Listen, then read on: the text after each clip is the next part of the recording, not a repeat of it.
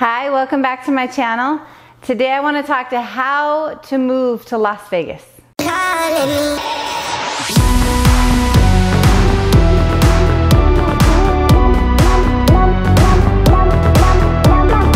Okay, so I get this phone call all the time. It's people from out of state. Like I've said in previous videos, there's a lot of movement right now. There's a lot of people that are moving to different states either because of the COVID rules or because now they're working from home, or they just want to change the scenery with us having to be at home so much anymore. When people are wanting to come into Las Vegas to move, what I'm telling them is that a lot of these people have been to where their job is now at home. So everybody used to go into an office and had to be there where they work. Now it's a little bit different. COVID-19's kind of changed things, and I honestly don't know if it's gonna go back now that businesses know that they can make profits without having to pay rents.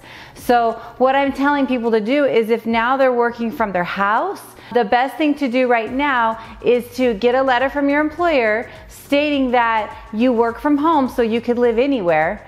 And then with that, we can do an owner-occupied loan because your workplace is basically going to be at your house and your employer's verified it.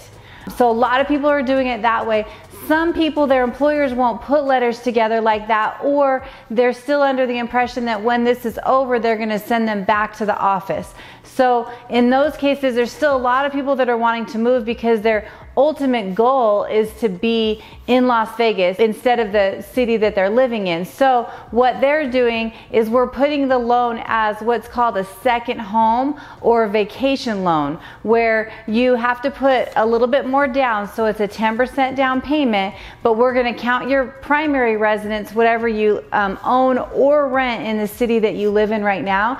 And then this in Las Vegas will be considered your second home. That way you can get the same interest rate as primary residence. You're acknowledging to the bank that I am going to live in the house when I move there. I'm not going to rent this house out. This is going to be where I stay on vacation or use it as a second residence when I'm not working.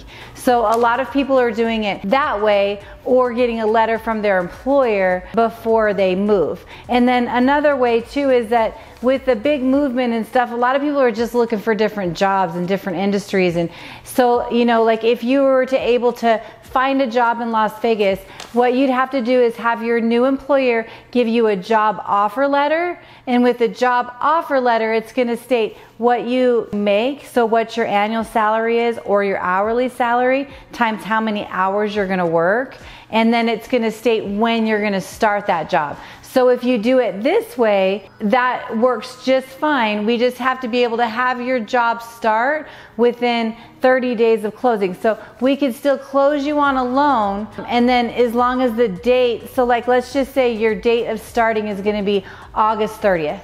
So August 30th, and you want to close by like August 15th. That's totally fine. You could do that. You could close before you start your job. You just have to have your first pay stub within a certain period of time. So we're always going to look at the dates and when you start and kind of time when you're buying a house and when to close on the house, depending on those dates. Anyway, I hope some of this information can help you with your move. And if you need anything, I'm going to leave my phone number right on the screen. Please like and subscribe, and I hope you have a great day.